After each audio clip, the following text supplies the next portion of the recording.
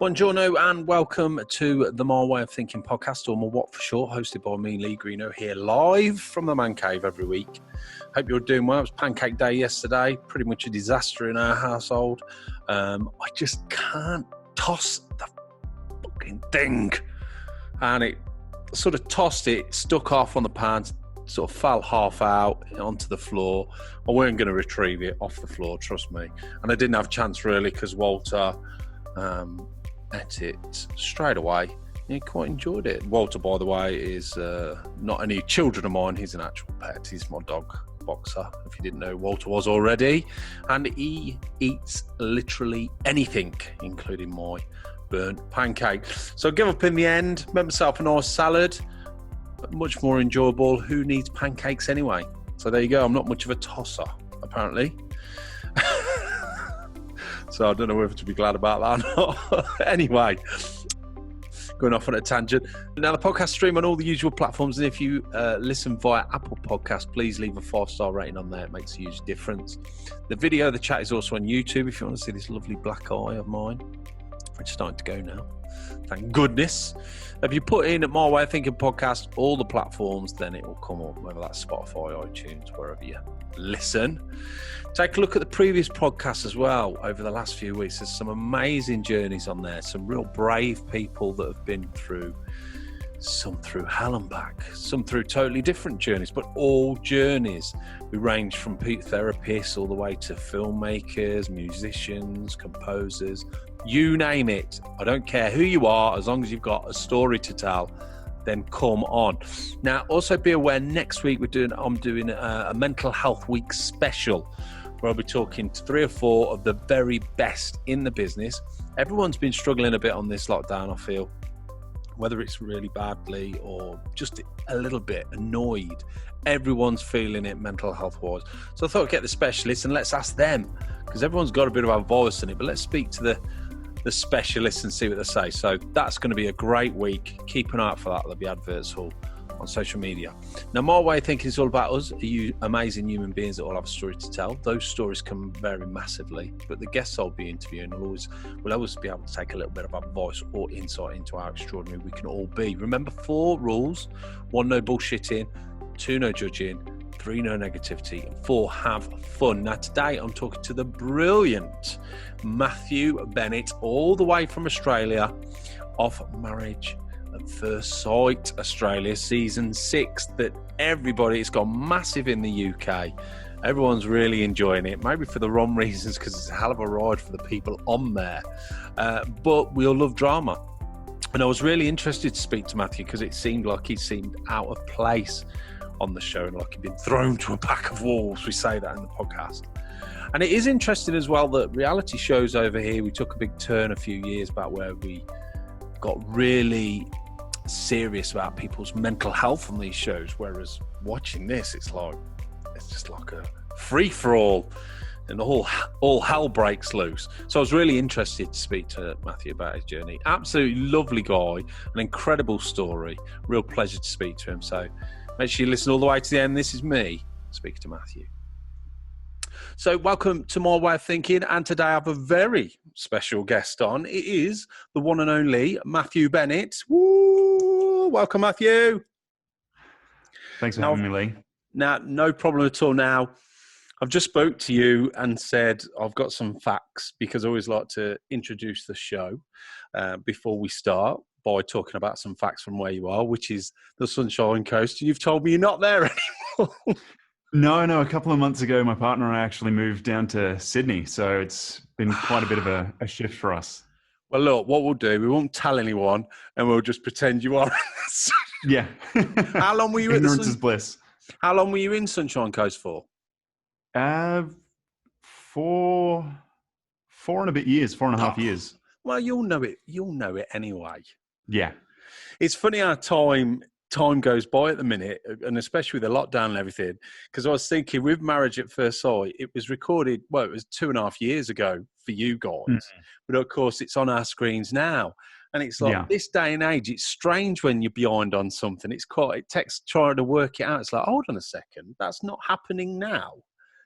Yeah, well, the interesting thing is when people will say, because they'll look at me now and they'll say, was everything on there just an act because you're a completely different person? It's like, dude, 2.5 years has gone by. A lot happens in 2.5 years. Yeah, and that's the whole point. That's the whole point of this podcast, is the fact it's about a journey, and everyone I've spoken to, from where they started to where they end and ongoing, is always it's a journey, isn't it? Nothing stays the same, which is the great thing. Anyway, right, so it's 9 o'clock in the morning for you over there, and a beautiful 10 o'clock at night here, nice and peaceful. No dogs running around or anything like that. So it should be a good chat. Now, so I did more research because I am a professional. Don't laugh. Now, Sunshine Coast, I was looking about this because that's where you were. It's a stunning place. Is it as beautiful as the pictures make it look?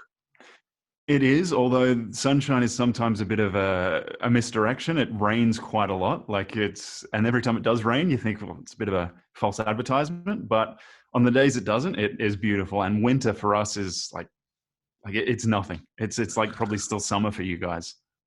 I'll tell you what, we are in a period now where we're just coming out of the winter and it just rains every day. It's vile.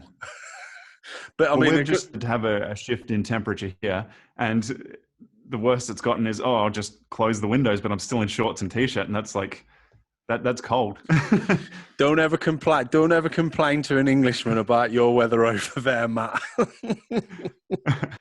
Now, the Sunshine Coast. Okay, so what I'll do is I'll tell you these facts. I've got old Google, and you can tell me whether you know they're true or whether you're not sure. So the first one I found out about the Sunshine Coast was it used to be home to convicts. Back in 1820, the area was still populated by Cabby Aborigines, who were castaways, who stayed with natives for around 8 months. And they also came up with the saying fair dinkum. Do you know whether that's true or not? I don't know whether that's true, but there's certain parts of the Sunshine Coast where I wouldn't be surprised if there still are convicts, because there's some dicey areas. Is there? Yeah. Well, I suppose it's the same everywhere, isn't it? You get good areas and bad areas, and like I say to you, they show you the beautiful photos, but you're always going to have parts of the area. Okay, we'll take that as yes, definitely true. Now, this is a good one. The Mud Jimber Island was owned by none other than Sean Connery between 1962 and 1983. It's got a picture of the island on here. Do you know if that's true? I don't know if that's true, but I know Richard Branson's island that he owns. There's a little one just off Necker Island, is it? Yeah. Oh, yeah. And I've actually had the privilege of going there once, and it's like amazing. Is it? Well, how did you get to go over there? The company I was working for a few years ago had their Christmas party there, which was like unbelievable. And then we got to stay on the island, and it's basically like, it feels like a Balinese resort, but it's just a small boat ride from Noosa. So it was like, wow, how is this on the Sunshine Coast? And he bought that island. Yeah. As you do. Okay, we'll take that one. Right, now this is a good one.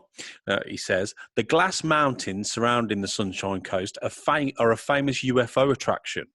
Apparently, a UFO research team has compiled numerous UFO reports, with the earliest one being submitted back in 1950. The most interesting fact is that most of these reports have been originating around the area where the glass house is located. Have you heard about that? I haven't. I wouldn't be surprised though. That's like, Do you get a lot? Do you get a lot of UFO followers there? Oh, I wouldn't know. I'm not really a part of the crowd. This is failing miserably. I can't believe you've let me down like that. I'm very joking. You've got to remember that for most of my life I was an introvert, and that means I don't go out and don't do things, so I wouldn't know half the stuff that's there. Right, okay. Let me check my now, this one will definitely ring true. It better do. Okay, we'll go for this one, because I know the coast has a large number of organic meditation and yoga stores in the entire country, as well as juice cleansing bars. Compared to other regions, the fact has never been officially confirmed. However, most locals tend to agree with it. Now, you're into your fitness. Is this true? I'd have to say it would be. And I even worked for a company that did lots of like juice cleanses and yoga videos and things like that. And I was their videographer. So it was, yeah, Ah. that's definitely true. Are you into it? Well, you're into fitness. Do you do any yoga or meditation? I used to do a bit of yoga. It's not really something I enjoy. I'm more into weightlifting, and meditation for me is quite frustrating. So I tend to do more of like Wim Hof breath work, which has a meditation Ah, component, but it's a yeah. bit more physically active and a bit more, I guess, like it's a bit more like weightlifting, like you're doing sets and reps kind of thing. So I tend to lean more towards that. Oh, yeah. It's interesting. This year, I've tried for a few years now to get into meditation. It's so difficult, like you say, Mm. because all that happens is your mind just says, "No, you're not meditating," which really pisses me Mm. off. But then then I'm falling into. um, but the Wim Hof method, I've heard about that, and I've thought about that Mm. before. It's supposed to be really good. How long? How long would you do that for, Matt? How long is each session, or how long have Yeah. I been doing it for? It's generally 4 rounds of like breath work then holds. It depends how long the breaths take. I don't really time it like from start to go, but there's Yeah. about 30 deep breaths. Then you hold for as long as you can. And my holds vary from 1 minute 15 up to 2 minutes 30. So Yeah. if you're doing, 4 holds, it can be just like up to 5-7 minutes just in holding your breath. Yeah, so you But don't know. it's It's not like you got to be dedicated to an hour a day. Then it's something you can no, just no, like fit you in. could do it sub 20 minutes. Oh, right, okay, that's good. And it's quite active. So for those people who struggle to sit still, like myself, Yeah, it's really good, because yeah, it's like, okay, I've just got to get 30 breaths, then I hold it for as long as I can, then I start again. right. And do you do that Mm. before you train? No, I do it of a morning, and I usually train of an afternoon. Right, okay. So it sets you up for the day, then, basically. Yeah, yeah. I would like to And then try that, actually. it's even better when you can throw in some cold exposure as well, because that's sort of just like Yeah. better. It's better than coffee. Well, I'll just go in the garden for that over here. It's freezing. Okay, and then the last fact, Queensland is home to one of the oldest known dinosaur footprints in the entire world. They're located in Winton, an outback located 110 miles northwest of Longreach. Is that true? That's actually one that I have heard is true. Yeah, Yes, that's I haven't two. seen it myself personally, but maybe one day. There's pictures on here. It doesn't look anything like dinosaur feet whatsoever, to be fair. But yeah, oldest known dinosaur feet. So there you go. That is Mm. my amazing facts, and I'll just throw that shit over there. Okay. Well, look, well, look, like I say, thanks ever so much for coming on the show, Matt. Loads to talk about because your journey is pretty amazing to where you've come from to where you are now. So tell us, Mm. where did you tell us a bit about growing up? Where did you grow up, Matt? I grew up in like semi-rural New South Wales, so we weren't near lots of shops, and we're in a quiet public school on a really quiet road, and we grew up in 53 acres. So I had like dirt bikes and got to ride Oh quads and yeah, tractors, and like my dog was my best friend, and yeah, I didn't have, like, I wouldn't say I didn't have a lot of friends, but there wasn't a huge amount of like the same age people at the school you went to. yeah. Um, so I got pretty good at, I think, entertaining myself and just, being okay with my own company. But at the same time, like, yeah, I'm very cautious with this because I love my parents. I know they did the best they could, but Oh yeah, they, I think they really struggled with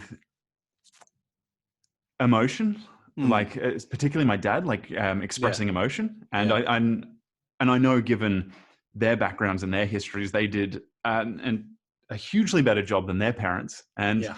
I think it's the same, that I'll probably do a much better job than them when I have kids, and so on and so forth. And the generation pattern eventually gets broken. But yeah, so particularly for my dad, he found it really hard to show emotion. And so instead of like, yeah, like his form of bonding was, oh, let's, you can come help me do chores around the house. So every weekend we'd just be doing, work around the house. And that was his way of spending time with me. But as a kid, you kind of feel like, well, that's all it feels like is my dad just wants me to do stuff. Like that's all it feels like I'm here for. So for me, I sort of developed this belief that I was kind of like a tool. I was just there to service other people's needs. And as long as other people were happy with me, I was doing a good job. So from a very early age, I sort of learned that confrontation isn't good. And that as long as someone isn't upset with me, I'm doing the right thing. And I've got to do everything I can to keep them happy. So then I took that with me growing up in high school. And in high school, there was like that need to be liked. So I guess trying to impress people, as everyone does in high school. And I found that people didn't really like me. And I ended up getting bullied quite a bit by a particularly large group of people in my year. And I remember it was so bad that even walking to and from the canteen or the tuck shop or the lunch shop or whatever you want to call it, they would throw bottles at me and food at me. And it was just like, I just had to try and pretend that I didn't notice it, because it's like, I was just this small little kid who couldn't defend myself against a group, let alone one-on-one of them. Yeah. And it was around, I think, 15 or 16, where one of our neighbors where we lived, he was a speedboat mechanic. So we worked on those racing speedboats with the big V8 car engines. And my mum organized for me to start working for him of a Saturday. And so I started working with him, and I started learning to pull apart engines and work on engines. And he started sort of teaching me things and mentoring me. And then sort of instilling this idea that, there's something of value about you. So it was this sort of positive male role model that I'd sort of wanted. And like, again, I'm not dissing my dad. He did an amazing job given what he did. But and then unfortunately one Saturday morning, he just finished building a boat. And then he said to me, I'm just going to go out and test this boat. I'll be back. Yeah. And that was the last I ever heard from him. And then he actually died whilst testing that boat on the river. And for me, it was just, I remember waiting there at his shop all day, and it got well past when I was supposed to go home. And then my mum eventually called me and I said, look, I don't know where he is. You might have to come pick me up. Yeah. So then I went home, and I think the next day we were driving past his house, and I had a friend of mine in the car, and I pointed out to my friend and said, oh, that's where I work. That's Mark's place. And then I think because my parents weren't really comfortable with the amount of emotional charge or whatever you want to call it happening, my mum just turned to me and said, Mark died yesterday. And it was just like, it was just brutal. And because I had a friend there, and because growing up I was taught that, what other people think of you is so important, I just sort of shut down. It's like, okay, I'm not allowed to feel this emotion because there's someone here who's going to judge what I'm thinking. So I just shut down. That's brutal, isn't it? From that point, it was never really talked about. I remember going to his funeral, and I like absolutely bawled my eyes out. But I don't ever remember my parents sitting down with me and like really helping me deal with the loss. And then shortly after that, because I had completely just a switch had flicked, and I'd completely changed my personality. I was like a shell of my former self. And we ended up moving from New South Wales up to Queensland. And this was for my year 12. So basically I had to leave my group of friends that I did have who were really supportive and go to the final year of schooling in another state with people I didn't know. And I just, I never really I actually don't recall making friends, like real close friends like I had in high school since that moment, since we up and left, because I think I developed the theory that if you get attached to people, or if you get close to people, they leave you, or they die, or they go. And it was just, that's brutal, isn't it? That's a brutal start. And when you think about it, you were so self-sufficient, but these things on your journey, when you're a kid, they all add up, and they can really affect you. And it's interesting that you say about your parents, because you don't blame them, because parenting, no one gives us a book on parenting. What we do is what we think's best. And it's a generational thing as well. I talk about this on the podcast sometimes. We're not that long since there was wars and everything's changed very rapidly. So the generation back then that just wanted to get food on the table to now where everything's social media, it's just gone so fast. And it sounds like your parents just, they never had that emotional contact, and whether that was through their parents. But I suppose what you have to take away from it for you is the fact that you understand that now. So like you said, if you have children, you'll understand that. So at least it's moving on. I think the worst thing is with parenting is if you get parents that have treated their children bad and then they treat their children bad, and there's no end to the cycle. But at least it was there. I always think, if bad things have happened to me in the past, why did they happen? They made me the parent I am and the person I am now. So I'm glad they did, in a way. Do you see what I mean? Yeah, absolutely. But it's interesting because we actually it was my grandpa's 96th birthday last week, and we had lunch with him and my dad and my auntie and cousins. And it was interesting because I hadn't been around some of these people in a group in a while. And it was interesting to see how far I've grown and see how different the values are. And it was quite reassuring because on the drive back, I was saying to my girlfriend, it's like, I'm absolutely changing the generational patterns. Like like I'm not going to do the same things with my kids. But then I then also think about my parents. Like my mum, her parents kicked her out of home at 16, and said, go fend for yourself. Like my parents never asked me to leave. And I left, I was able to live till quite, late in my 20s. And my dad, his mother died when he was 12 years old on Good Friday. And he didn't even know she was sick. He woke up, Good Friday or Easter morning or whatever it is. And his dad said, your mum died last night. And it's like, he was totally blindsided. Yeah. So like, given what they went through, they did a spectacular job, but it's like, the hindsight is they could have done better. And that's, I don't blame them. I'm proud of them. I'm grateful for them. I'm grateful for everything they've done, but I just know that I'm going to do better. Yeah, that's a hell of a start, though. So talk us a little bit about, obviously you were at high school. Did you go college? Is it college, university? What is it over there? University. I did, straight after high school, I went to university for film and television. Okay. The most expensive piece of paper I've ever gotten in my life. How much is it over there to do I don't want to say. The university I went to was just ridiculously expensive. Well, it's £9,000 a year over here now. And you have to, and if that's a 3 or 4 year course. This was a private university. So was it? Wow. Maybe add another zero to that. It's just like, it's in hindsight, I would take a fifth of what it cost me to do my degree. Yeah. I would live off that and go work on film sets for free. Yeah. Yeah. But that's the beauty of hindsight. It's always 20/20. I know. And when you're younger, you can't, you don't know these things. Do you know what I mean? Yeah, like you say, the beauty of hindsight. But it's interesting. Obviously, I'm a filmmaker, and that's why I wanted to speak to you as well. And the interesting thing about filmmaking is I speak to a lot of people, and they say exactly the same. Film school, we can all sit at a computer and read how you should do it, but you learn so much actually doing it. You can't put a cost on that, can you? So but well, it's a good job you passed anyway. Yeah. So where did that take you then once you'd finished that?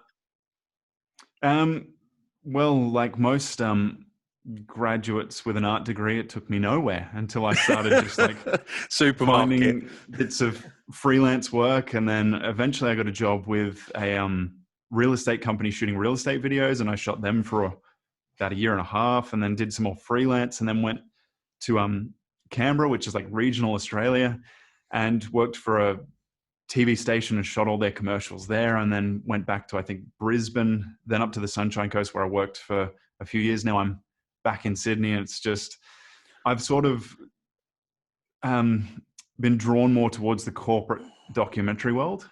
So it's like less towards film sets and films, although as fun as they are, it's just like, for me, I seem to have settled a bit more in, corporate world and documentaries. And it pays the bills as well, because let's be honest, I do filmmaking as a hobby.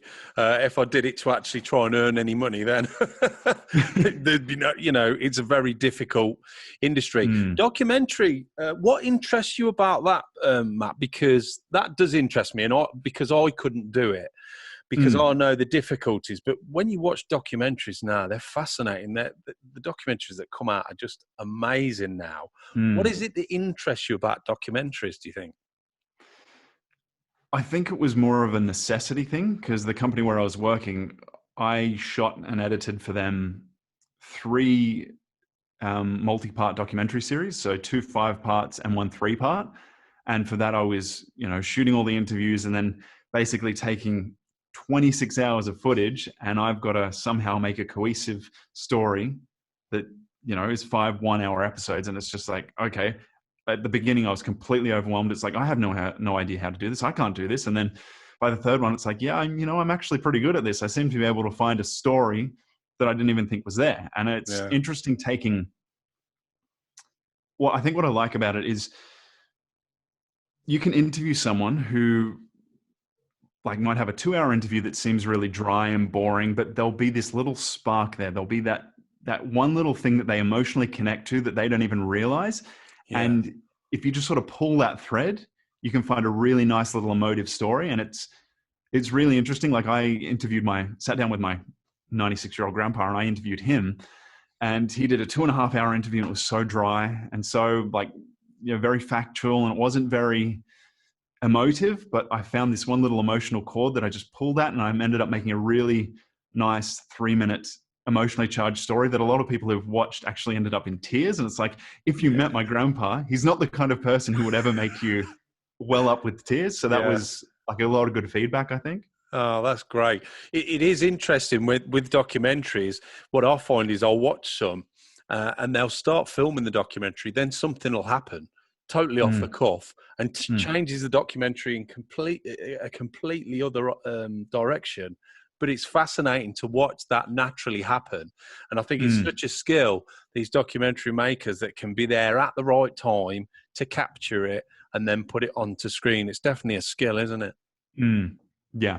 And so a lot of the times these guys will have an idea of the story they want, like where it starts and where it ends, but they'll know that, okay, there might be a bit of fluidity in the middle, and they'll just be prepared for what might come up. Yeah, yeah. Do you watch many documentaries? Not as many as I probably should. There's a great one. Have you heard of Icarus? I did watch Icarus. That was a good one. That was another one. Yeah, a bit of promoting here, going off a tangent bit. That was one where it was all about this guy that was going to start doping in cycling to see if he could get good times. And they asked someone who was very good at it, good at doping, to give them ideas and advice on it. And then all of a sudden, it kicked off about the Russians doping in the Olympics, and he was head of. Yeah, and that was just fascinating, wasn't it? When you watch now he's in hiding, apparently. Yeah, I mean, you don't fuck with the Russians, man. No, definitely not. Do not. But anyway, that was off a tangent. So that's fascinating with the documentary. So have you thought about doing one on something, or? Not so far yet, and not anything for me. You're personally. Waiting for that spark, ain't you? Yeah, and at the moment there's just a few too many other things going on that I wouldn't be able to devote enough time. That's good if you're busy. You can't, you can't. You should do one on the corruption of marriage at first sight.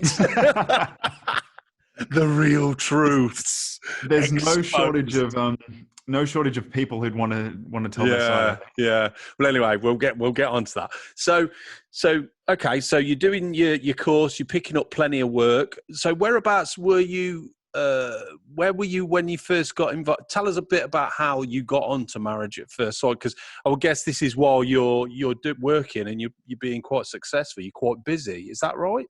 It actually has nothing to do with Married at First Sight. Like I was a videographer editor before the show, and I'm a videographer editor now. Like I think I'm one of the only people who's not spruiking something or flogging something on Instagram. Like I have no desire to sell anal bleach and sex toys. It's just like, what are you doing on the podcast, man? But no, what I was getting at is that you were successful before this came up on Marriage at First Sight. So you had a good solid job, and obviously this came up. How did it come about? There's couple of interesting stories with how it came about. There's actually one story I haven't told anyone that Let's have it. is a motivation for why I was so determined to go through with it. Because there was, in Australia, one of the previous seasons had aired, and my family and I were all watching it. So my dad, my mum, my sister, and I were all sitting there watching TV. And there was one groom on there who was really quite narcissistic and rude and arrogant and superficial, and he was just being quite rude to his bride. Okay. And I remember we were just sitting there watching the show, and completely unprovoked, my sister said, "You'd be just like him." And I was gutted. I had to leave the room, and I was just like completely gutted. Like, how could someone who supposedly loves me, is my sister, and knows so much about me, could do that? And like, given what I know now about my sister, which is an entirely different topic, okay, I'm not surprised. So that was a reason why I was so determined to go through with it. But as for how it actually happened, I remember I was in the kitchen one day, and I just, for whatever reason, got this sudden urge, like, I have to apply for Married at First Sight. I can't explain why. It hadn't been advertised. I hadn't seen it. No one had suggested it. It just popped into my head, and I thought, yeah, but surely I've missed the boat, because I think casting was just about wrapped up. So I jumped online and saw if the applications were still open. I think I had a day or two before they closed. So I sent through my application. A day later, I got a call. 2 days later, I met with producers, and I think 3 days later, they'd said, "You're on the show." And it's like, okay, that was unusually. So it's like a whirlwind then. I later found out that I think I'm one of the only ones who actually applied. Like, everyone else was picked up in bars or on the street or from modeling agencies It doesn't surprise me, Matt. And this is why I wanted to get you on the show, because you seem the one genuine character out of all of them, to be fair. But yeah, so that's what was it? Did you have to move and stop somewhere else for when filming happened, or so you have to leave? Yeah, we basically everyone had their weddings, then their honeymoons, and then they went to stay in a hotel in Sydney. So we're all basically on, I think, the same floor, but we weren't allowed to interact with one another. So we'd basically have producers as like watchdogs, making sure we didn't interact, because everything that happens, they have to get on camera. Otherwise, relationships will take turns and things will happen that the audience doesn't understand why, because they haven't got the evidence to show what happened. Yeah, it's interesting. We talk about documentaries and how you're picking out the best bits. And one thing I noticed, I mean, I've always loved reality TV, and we had Big Brother over here, which I loved for years and years, and eventually it finished. I've not really watched Married at First Sight until this season, because my wife was watching it. And I love to watch the drama. Let's be honest. We don't watch it because it's boring. We watch it for the drama, and they know that. But when I saw you, I thought something's not right here, because this guy seems really genuine. It seems like they've just thrown him to the pack of wolves. Yes. So I did feel for you, mate. But do you think it's that set up, and that they really pull and edit it that much to make it salacious? Is it that bad? It's not that bad, but that's because the process they go through to make sure it doesn't have to be. So like, everyone goes through massive psychological profiling. Like, you meet with psychologists, you fill out psych evaluations and different personality quizzes. You go through, you sniff shirts for pheromones. You do all this stuff. You what? Sniff shirts? It's ridiculous. You're they make you sniff a shirt to see like which one smells better than you. And it's like, they all smell like a shirt. This one smells like laundry detergent. So you end up just picking one. Oh anyway. My God. And do you think they make you go through about a week of psychological profiling? You meet with multiple psychologists. Are they doing that for your safety, or is it to try and find someone that you're going to oppose? That's exactly it. Is it? So it's not even for your safety? No. No, they do a bit of screening to make sure, okay, will this person commit suicide on the show? Because, yeah. Like they cover their bases there, but that's good then. They go through the profiling, so they know your triggers, what sets you off, what inflames you. Then they find someone who's a polar opposite. Then they throw you both in a situation that they know is going to inflame it. Roll the cameras, sit back, and let the drama take care of itself. That's great. Because over here, when we have Big Brother, you get to a point where it's that there's so many fights going on that people are, mental health wise are struggling. And that's when they started to say, hold on, we've got to be really serious about that. So over here, reality shows have sort of died off. There are still some on, but they're very careful.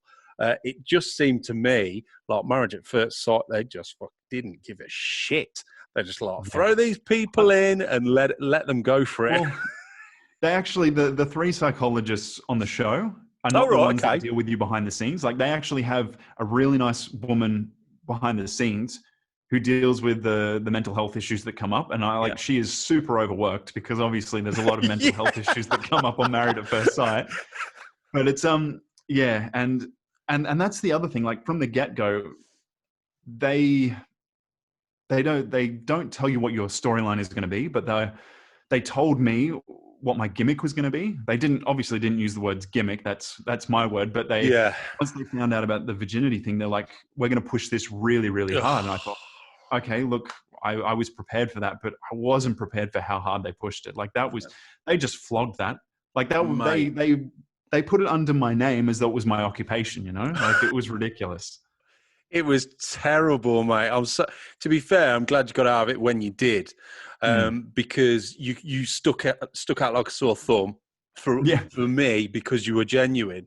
I mean, you see some of the other characters, it's all kicking off now with Jessica in this, and you think they want Instagram views. They're only there for one reason, and you think, and it does get to a point where you're like, you've had enough. And I think it's getting to that point now where people are like, you're taking the piss a bit now. But so mental health, now for you, mental health wise, always, when you started the show, you'd never been in a proper relationship. You seemed quite timid. You said you were an introvert. So coming into this world, it must have sent you crazy with your anxiety and that. It was completely overwhelming. Like I've actually recently found out that I have avoidant personality disorder, which is like a coping mechanism that you develop as a child when basically it feels like it's not safe to show emotion. So emotions become too much. So avoidant personality is basically escaping the stress at any cost. And when you physically can't, you mentally check out. So for me, like when things would get too overwhelming, I would just shut down and I wouldn't know what to say. And then I think I'd just start blinking because it's just like, I'm just overwhelmed and I can't cope anymore. Yeah. But like for me, it was huge because like even going in, I told the producers, I'm really anxious about being like walking into a group of guys because that was like the bullying situation for me. Yeah. Going at school. When I showed up for the bachelor party, that was exactly what they did. They sent me in as the last groom just so I would be super anxious and it would play to the exact thing I told them I was scared of. Because that's what they wanted. They wanted me to be even more anxious and timid, and they wanted to just, keep poking and poking and poking. But it was, and the worst mental health aspect was the constant harassment and abusive messages I got from the person I was matched with after we left the experiment. Like it got to a point where I kept saying to the producers, please, can you intervene? She's like threatening these really disturbing things. And like, she's calling me all these things and they wouldn't intervene. And then it got to the point where our reunion episode shot and it's like, awesome. I never have to see her again. So I blocked her on all forms of communication because it got to the point where I was afraid to look at my phone. Every time it would ding, it would just give me an anxiety attack. Wow. And she doesn't come off badly. Does she? She doesn't come off badly on the show. No. That's terrible. But she thinks she does. She thinks she does because... Well, if she's a Fruit Loop like that. Well, because the personality she was portraying isn't exactly how it came off in the end. Like it almost did. She almost had everyone fooled, but like, yeah, she might claim that she didn't get a good edit, but given what it was really like behind the scenes, she came off smelling like roses. So when you're into this journey, Matt, when did you think, oh shit, I want to get out of this? Where was it where you thought, oh, this is not doing me any good? Okay, so a bit of a timeline. Our wedding was one of the last weddings. So our honeymoon was one of the shortest. It was 3 days. Then we had the first dinner party after that. And then we had a week. And then the second dinner party where basically I said, I don't think I'm physically attracted to this person. So we were there, I think, a grand total of 10 days. And by that day was three, plenty. That was by plenty day for three, you. after the honeymoon, the switch had flicked and the red flag started to show. That was when her personality started to change. She started to be quite verbally abusive and aggressive towards me. And she started to, as soon as the honeymoon was over, that's when I found out that she was picked up in a bar. She never applied, and that she only went on the show to get business for her makeup company. Jesus. And that was when the red flags started to appear for me. It's like, I don't think this person is who she's pretending to be. And then over the next, I think, 3 or 4 days, more and more things kept coming out. And then it got to the point where it's like she kept insinuating that I was gay. She even said to me, have you ever wanted to put a dick in your mouth? Because I was getting I was starting to withdraw because it's like, I want to be involved with this person. So she started asking these really horrible questions and then I started to think, well, is there something wrong with me? And then it got to the final dinner party for me where like she was sitting next to me and we were across the table from another groom, and she was asking the other groom, what's wrong with Matt? Why doesn't he want to throw me on the bed? What's wrong with him? And like basically, sort of putting me down in front of other people. And then he turned to me and said, Matt, look, are you physically attracted to this person? And I looked at her and I said, fuck no. Because I can't lie. I looked at her and said, I don't think that I am. And then like that was a shock for her to hear. I was quite shocked that came out because I'm not one who likes to confront people. And then she got up, went to the other end of the table, discussed it with all the other women. I like discussed what had just happened with the men, and then it just went downhill from there. Mate, and what was actually interesting was okay, there's another little thing that happened after the first dinner party, which not a lot of people know, but she's quite a heavy drinker, and I don't drink at all. So there was another thing where they just threw two people together to inflame one another. Yeah. And the dinner parties are really, really long. So we're there for 8 hours. Jeez. We start at 7 p.m. We sometimes don't finish till I think 2 a.m. or whatever it is. Yeah. And we're in a room. We're not allowed to go to the toilet too often, and people get frustrated. So she'd been drinking a lot, hadn't eaten a lot, so she's obviously quite drunk. She's frustrated, and we're pulled off to the side. Everyone's all having a break. We've just got one production assistant with us, and she's really angry. So she just starts punching me in the shoulder as hard as she can over and over and over again. And I'm looking at it and then I'm looking at the production assistant like, are you going to do something about this? And she said to me, you're a big guy, you can take it. And I was like, I'm not okay with this. Jesus. And I thought, okay, well, that must be the attitude of everyone on the show. So I didn't tell anyone. And then 4 days later, when I went to talk to the producers about all the horrible things she's saying and how she's behaving behind camera, and I told them about her hitting me on that first dinner party, and they were quite alarmed. So then after the second dinner party, where I had let slip that I wasn't physically attracted to her anymore or at all, they rushed me out of the dinner party when it was over, got me to clear out my entire hotel room, the one where we were staying together, got me to get all my stuff. They moved me a few floors down into a room that no one else knew about because they were not sure how she was going to react. Wow. And then when it got to the final commitment ceremony, normally if someone says yes and another person says, well, stay and leave, they have to end up staying. The producers made sure that she said leave because they were not going to put me through any more time with her. That's crazy. Yeah. I'll tell you what, it surprises me these producers are getting away with it, because I was watching the show the other night, and Jessica, she's up to something with another guy, Dan, and she gets drunk quite a lot. And really, when you think about it, ethically, it's pretty bad. These producers know what they're doing. They know these characters are getting drunk. Then they get them to go in a room with this other character. So they know it's building to a massive argument, which is all right when you can control it, but you can't. So, if they lose control, and like you say, someone goes off and harms themselves, they've got to be careful, haven't they? Yeah. And it's like I think because it's the 6th season, they're quite well versed at knowing how to push people right to the edge and then back off enough so that they don't jump off it. Yeah. It's terrible. Well, look, if I'm honest, did you sign a confidentiality agreement, which I guess you did? I think I would have initially, but I don't recall it going past the 2-year mark, which is why now that it's, been 2 years, I feel no guilt talking about any of this stuff. It's like, you know what, enough time's passed. I don't think anyone really cares. It's just like, I'm just going to talk about it because it, like, from an emotional healing point of view, it's helpful for me. Yeah, and I mean, at the end of the day, it's part of your journey, and you shouldn't be embarrassed about it because it's got you looking to where you are now. It's got you to that place. So, and I think I said that to you, or I've seen it in one of your videos, that you can't regret anything because that's put you in a great place, and you look in a great place now. Whereas I look at, there was something in the news about a couple of girls, I can't remember who it was, Elizabeth and Tamara, a picture of them now, and they look totally different. God knows how much work they've had done.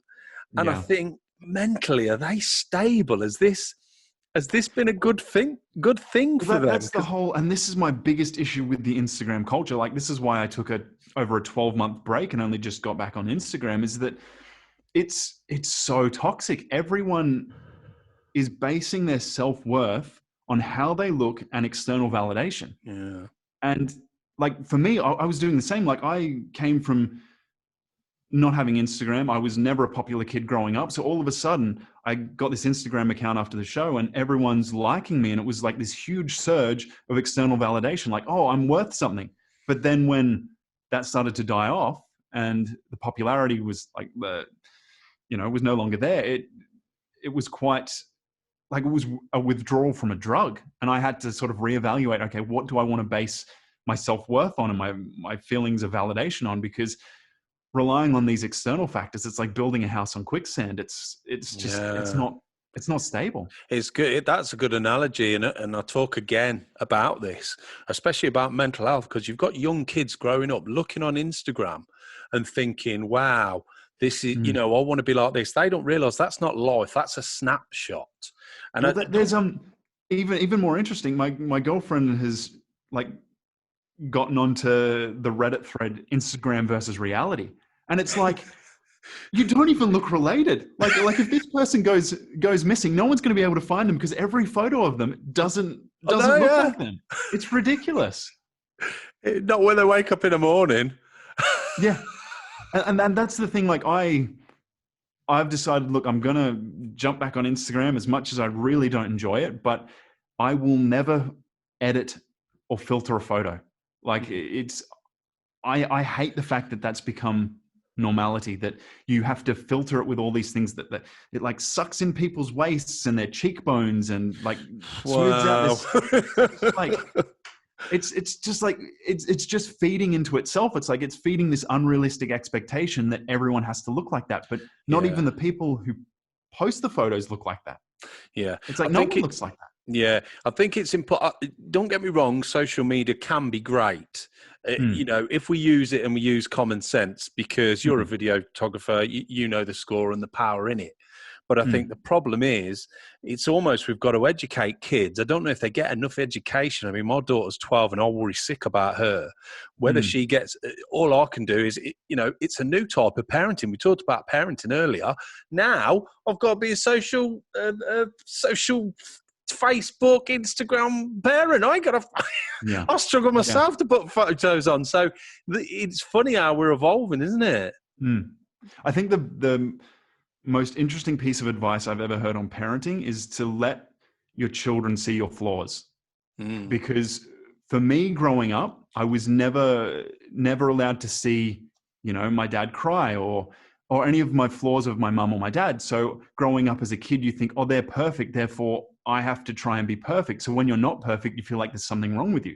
Yeah. But if I had seen my dad cry or my mum get upset at my dad or, whatever, these imperfections, if I had seen that, well, I would know, okay, it's human to get upset. It's human to have emotions. It's human to not be perfect. And then it wouldn't have taken me so long to unwind all that need for this unrealistic perfection. Yeah, you're right. Okay, so that's married at first sight, and now we Mhm. come off. You come off the show. Yeah. I suppose you've got some kind of level of fame over there. Not really. It's Are you happy after about that? I really am, because it was fame for fame's sake isn't like, if I could be well known for doing something good, great. Yeah, But for that show, it's like, yeah, I'm happy to not be well known for that. yeah. But fortunately for me, it sort of died right off. Like every now and then I'll get someone recognize my face, but for the most part, people I think have just forgotten about it. Oh, so in that sense, it was good that you had the experience. Mm. There was some experience, but then you sort of managed to get back into your normal life. So then, now tell me the story about meeting this Annabelle, isn't it? Yes. Your Yeah. partner. Tell me That the was story. Something to do with wrestling or something. What's that all about? yeah. Okay, so when I was 13 years old, my dream was to be a professional wrestler. I used to love The Rock. He was my favorite. I was going to be just like The Rock. But being a really, really scrawny, small kid, like a lot of people laughed at that dream, and you soon realize, okay, maybe just it's not going to happen. So then you put it out of your mind. And then after I did the show, it's like, you know what? I'm going to do that thing that I always wanted to do. I'm going to try out for professional wrestling. And there just happened to be as you do, a professional wrestling school on the Sunshine Coast, and they had a tryout day. So I signed up for that. And then the day of, I was running late, and I was like, oh, maybe I won't do it. And for whatever reason, I decided to get there, even though I showed up late. And I think she was probably the only girl at the class, or there might have been someone else. I don't recall, but I just remember as soon as I walked in, and then we were all introducing ourselves because I slipped in at the back of the class, and then she started speaking, and I realized she had this beautiful English accent, and I was like, oh God, I'm in trouble now. And she after that, like because she actually wasn't going to show up either. She had to commute 2 hours on a train just to get there, and she's like, oh, maybe I won't show up. But we both decided, for whatever reason, that we'll show up. And then we met and started talking, and I think a few weeks later we started dating, and then the rest is history. That's crazy. And how was your anxiety level by this time? Because did you go through therapy? When you come off the show, I would guess your anxiety was at an all-time high then. How did you recover from that kind of thing? For me, the behind-the-scenes psychologist, I was still talking to her, and I think that helped a little bit. Yeah. I also decided that I was going to do a top deck tour. So I went to Bali, which is like a group tour. Yeah. And at the same time, I started reading the book, How to Win Friends and Influence People, because I was like, okay, I need to just improve my communication skills. So I read that whilst I was on the holiday, and then I started implementing the things I learned in the book, and started just teaching myself just to have a good conversation and interact with people. And I think that really helped me sort of break the stigma I had around like meeting new people and the anxiety that comes with it. And then I think it was only because I read that book and went on that trip that I had the confidence and the courage to actually start talking to Annabelle. And like the whole time, absolutely nervous and like just, shitting myself when I'm trying to talk to her. And I think on the first date, she's even said this to me a couple of times. I was just like, there was just periods where I just wouldn't say anything because I didn't know what to say, and just sitting there awkwardly. And it's like, had she seen the show? Had she seen the show? Oh, no, she hadn't. Thank God for that. It was actually on I think our first date together where I told her about it. She didn't even know what Married at First Sight was. Yeah. And I told her about it. And I said, look, this happened. It's going to get weird. Things are going to come out. And it's just, she was like really unsure because she wasn't sure if she could cope with everything that was going to come from the show. And it was rough because at the same time, I've got this new relationship. I'm having to go and do media tours talking about how it was such a good match and it was so good, and like have to pretend that I'm not being harassed and abused behind the scenes. You know? My God. It was a very trying time, and fortunately we got through it, and it's the best thing that's ever happened to me. Oh, brilliant news. Is she living in Australia now? Yeah, we're living together. She's in the other room working at the moment. Did she manage to get a visa okay? Because I would guess that was quite difficult, wasn't it? Yeah, we're going through the partner visa process. So we're on the the bridging visa while we wait for it to come through, because there's some really long wait time. So we've just got to wait for that to, due process, and then keep supplying evidence, and hopefully it comes through sooner rather than later. So she'd rather live over there than back in the old UK then? At the moment, I think so. I think we're sort of in a pretty lucky position. No, that's great. And what's the COVID situation like over there at the minute, Matt? Good at the moment. Like, I think it's been 28 days without any locally acquired transmission just in New South Wales. I think Victoria's had another outbreak and they've gone into a snap 5-day lockdown. But for the most part, yeah, it's not like completely back to normal, but it's as close as we can be. Yeah, I was speaking to a guy over in Melbourne. I think you listened to the podcast, and he was saying we just locked everything down straight away. So that worked for us. Whereas over here, it was totally different. It was a bit of a shambles, to be fair. We're starting. We've had a great run with the vaccines now, so things are starting to get better. But for me, it's all about being able to travel again, go on holiday again. So it would be nice to get that freedom again, wouldn't it? Well, that's something that Annabelle's absolutely desperate for. She because she traveled for 6 months in Asia before she came to Australia, and she loves traveling, so she's felt quite not claustrophobic, but quite like she's really missing traveling. Yeah, I can understand that. Now, face your YouTube channel, which is No Going Back. Tell us a little bit about that. That, which is still in its infancy and doesn't 100% know what it's going to be yet, was all about, like, the name behind that is essentially that, a mind once expanded can never again shrink to its original size. It's basically like, I'm never going to go back to the person I was. Like this, it's a constant personal growth journey about, overcoming my fears and my limitations and just doing the things I want to do and living the life I want to live, not the life that others expect of me or that I think I should be living. So it's, like I said, it's still not 100% sure what it's going to be, but it's something that I'm just slowly chipping away at. Yeah. And one of the things I noticed, you talk about fear quite a lot. And I suppose that's one of the big things you've had to overcome, just applying for Marriage at First Sight, meeting Annabelle, things like that. How have you overcome fear? Would you say you're a lot better with it now? I definitely haven't overcome it. I think it's one of those things that never goes. Yeah. It's kind of like, how can I put it? For me, it wasn't so much overcoming, but coming to terms with it, because fear is always there. And the more you try to run from it, hide from it, fight it, the stronger, faster, bigger it gets. So if you just acknowledge it's there, and if you actually label it, it sort of takes the control back. Yeah. Like me, talking about what scares me and giving my fear a label and a name instantly takes its power away, as opposed to pretending it doesn't exist. Oh, I'm not afraid of anything. Yeah, that doesn't bother me. It's like fear just grows when you do that. Yeah.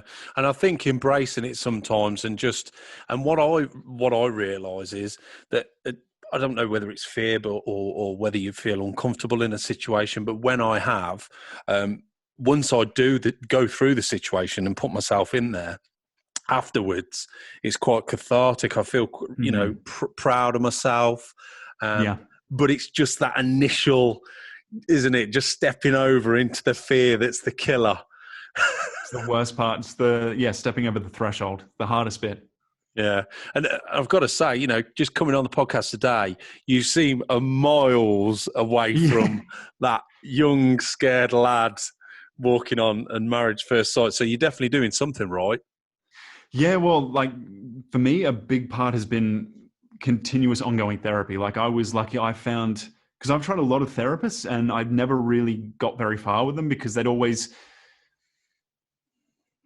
I don't know, they'd always sort of, oh, you're doing such great progress. That's great. And they're always like warm female figures. And it's like, well, you know what? Growing up, my toughest relationship was the one with my dad. So, why don't I get a therapist who's a father-like figure? So I ended up finding just that, an older male therapist who came from a culture that's quite blunt in their communication skills. And like, I remember the first session, getting further with him than I had in like, 6 sessions with other ones. And I've just been constantly ongoing. And he's the one who, in the first session, figured out it was avoidant personality disorder. Like a lot of people were saying, particularly on the show, were saying that, oh, you have autism, I know autism and you haven't. And they were just like, there were a lot of these like real, keyboard experts. And I got quite concerned, like, well, do I? So I did the test or whatever you call it multiple times, and each time it came back negative. So it was good to get this avoidant personality disorder thing, because it's like, okay, that's a learnt behavior, which means I can unlearn it. Yeah. And I think going to therapy has been a huge help. Being in a really supportive relationship has been another one, because I can now, instead of having to suppress my feelings, I can talk about what bothers me. I can talk about my emotions with my girlfriend, and she validates my experience. And I learn that, okay, I don't get yelled at then. So it's safe to have these feelings. It's safe to express them, and it's safe to talk about them. And then another thing that's really helped is last year when we went through lockdown in 2020, I ended up shooting a short film completely solo. So I shot it, starred in it, wrote it, edited it, color graded it, did all the graphics and everything. And then I was like, you know what? I actually don't mind performing. So then when I got to Sydney, it's like, you know what? I'm going to do acting classes. So I started acting classes. And for me, that was big, because it's basically, I'm going in front of a group of people, which has been my trigger for so long, and going to be completely vulnerable and completely open. And I think that combined with therapy has been huge for me, because it's just reinforced this idea that vulnerability is actually something that's being rewarded, and having emotions and feelings is a good thing. So I think, the relationship, therapy, and acting classes have been just huge in helping me get from where I was to where I am. Yeah, I think that's brilliant news. And what you say there about therapy, I've talked to people before about therapy, and there's not one right or wrong way to do it. Therapists are very good, but it doesn't mean if you see a therapist and it doesn't work that you should stop or not seek someone else. And that's exactly what you've done, and you found you found the right fit for you. But it's the same with anything to do with anxiety or depression or anything like that. There's so many different ways. Therapy, sometimes medication if medication is needed. Sometimes it's just things like exercise. Everybody's different. It's working out what's right for you. And I think that's what's brilliant about you, Matt, is that you found out you've got a therapist. And the acting one, that impresses me, because when I first started out in filmmaking, I thought, I'll give acting a try. And I did a couple of courses. And my God, you have to be fearless. Oh my God. Right. Go into the middle of 20 people and start dancing to this music. Go. Yeah. Oh my God. What? But when you come out of it, you feel great. And I mean, I realised then, I was like, well, I'll never be an actor. But the confidence that gives you, it's pretty special, isn't it? Yeah. Yeah. There's definitely, it's not a feeling that you can compare to a lot of other things. Yeah, definitely. And also, obviously, you've got those things, but fitness-wise, you always talk about your fitness. You've always been fit and healthy. That must be a big part of it as well, I would guess. Oh, definitely. Like it helps me sort of discharge. Like it's actually interesting at the moment. Like I've had to take a bit of a break just because of a shoulder injury, and I can't train at the moment. So in order to get that rush of endorphins, I'm turning towards, sugary food and foods that aren't good for me. It's like, no, it's just, I miss training so much, because it's that release. It just like, it gives me something to do where I don't have to focus on anything else but the present moment, which is huge, because most of the times we're always thinking about what we've done and what we've still got to do. But like doing something like training, you're just focusing about in the moment. Yeah, definitely. There's definitely something to be said about that. Be careful. I did my shoulder in once. It's one of those joints you don't really think about, especially when you're young. You're just lifting big weights, and then you start getting older and you're like, hold on, that's aching a little bit there, and that does a lot of work. Well, look, if someone is watching this, I always ask my guests, if you could give someone maybe a younger self or someone who may be struggling, what sort of advice do you think you could give them, Matt? I feel like there's two questions there, because if I could tell my younger self something, it would be this sentence that I developed in a therapy session, and that would be, I love you, I'm proud of you, and everything's going to be okay. And that's something that my girlfriend and I will tell each other now when the other one is stressed, because it's just like, that's, as a kid, that's just what I needed to hear, that I love you, I'm proud of you, and everything's going to be okay, because that would have made things so much better. But like the one piece of advice I could give someone, oh, this is hard. It's, there's so many, isn't there? You're just trying to think, what's the one? Yeah, and I'm just trying to think of a really articulate way to word it as well. Find the things that make you happy, because there is no greater joy than being yourself. Yeah, definitely. And I would say also with your journey, Matt, is get through the fear, because when you get through it, you'll gain that many experiences and build that much confidence, and just keep going through it, you know, because that's what you've done. Where you started to where you are now has been hurdles, hasn't it? And what's interesting about that is I don't even really think about the fear so much now. Like, it's still there, but it's not like, oh, I'm having to face this fear. It's just, I think I've normalized the process. So like you're talking about that. It's like, wow, that is exactly what I did, but now I don't even register that that's the process I'm going through. So yeah, like, face the fears, and eventually it'll get to a point where it's just a part of living. And remember where we spoke about this earlier, where you actually came from. When you look back and you look at your childhood, you think, well, actually, that was a difficult start, from where you started. So yeah, well done on that, mate. Now, I always ask my guests for a favourite. It can be a film, it can be TV, food, place, whatever. Just something that other people could access, or a book. Have you thought of any favourites, Matt? Oh, okay. Favourite food, I'd have to give it to Yorkshire puddings. You can't have Yorkshire puddings, you're Aussie. Yeah, my girlfriend, she made me some for Christmas lunch, and it's just amazing. I just inhaled those. With gravy? Sorry? With gravy? Oh, definitely. It would be a sin to have it without, right? Yes. Yeah. The favorite book, I don't know if it's a favorite, but the one I think everyone should read is How to Win Friends and Influence People. Yeah, I think it is a great book. Yeah. There's a reason it's still recommended, even though it was written in the 1930s, is because it's timeless. Yeah. I'm just trying to think of a favorite for each of those categories, actually. Well, film, come on, you're a videographer. I know, and that's your like films. Picking a favorite child, right? I know. I always say that. Oh, I don't know if it's a favorite, but one that I always enjoy watching is The Departed.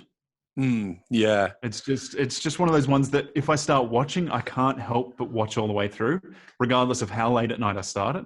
Yeah. It's interesting, that film, because my son, because I'm a film buff, he's a film buff. And he loves Goodfellas. And one day we were talking and I said, yeah, but The Departed's really good. And he went, I haven't seen it. I went, are you joking? And he shot upstairs. 3 hours later, he come down and he's like, wow. What's interesting is it's actually based on a Japanese film. Yeah, that's right. Which happens a lot in the US. They find a really good Japanese film and then they just redo it. Sometimes they ruin it. They didn't on that occasion. Yeah. I hasten to add. Now, if people do want to get in touch or just want to see what you're up to, Matt, where can they find you on social media? Probably the Instagram, which I don't check too often, but I am active on there now. It's Maddie Be Grateful. Yeah. And then the YouTube channel, which I think you mentioned before, is No Going Back, which that's probably where I'm aiming for 2 videos a week, but we'll see. It's hard work, I know. Well, it's only because lockdown really that this podcast sort of took off, and I managed to get a lot of videos in because we've got the time at the minute. But it's keeping that going. And future-wise, what are you looking forward to? I mean, you said about traveling. Is that a big thing for you going forward? Yeah, definitely. I'm kind of just. It's interesting because for the first time in my life, I'm like really happy and things are just going well. And it's like, I'm okay with things just going along however they want to go along. And Yeah, I'll make plans for the future in the future. Yeah, definitely. As long as you never end up on Marriage at First Sight again, Oh, I'll be. God, no. But God, look, no. it's been an absolute pleasure speaking to you, Matt, to see where you've come from, where you are now. And I'm just so glad to see your journey and such a pleasure to speak to you. So make sure you keep in touch and no doubt I'll see where you are in a year's time, traveling around the world and getting Yeah, well, I'm bound to come to the UK at some point. Yeah. The girlfriend wants to show me around home, so We'll might have meet to up. We'll meet organise up to for a catch up. pint of Yorkshire pudding. Yeah. Well, I mean, I don't drink, but We'll get you non-alcohol. It's fine. But no, thanks ever so much, Matt, and you look after yourself. Okay. Thanks, Lee. Okay. Take care, Matt. Bye.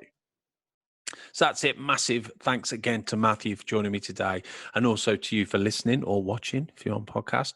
Make sure you follow the podcast because coming over the next month, there are even some more extraordinary interviews. Remember the Mental Health Week, so keep your eye out for that on social media. And we'll be getting a few more guests off Marriage at First Sight Australia because I really enjoyed this one and I'd love to do it again. We're on iTunes and Spotify, so please leave a rating on there and subscribe. Facebook is My Way of Thinking Podcast. Instagram is My What Podcast. And also Twitter is My Way of Thinking with a 3 on the end. Now, like I say, every week I always put the whole conversation on YouTube, which is My Way of Thinking Podcast. And finally, if you want to get in touch and think you might be a great guest, email me. It's mywhatpodcast@aol.com. Oh, that was some journey. Okay, until next time, God bless. Take care. Bye.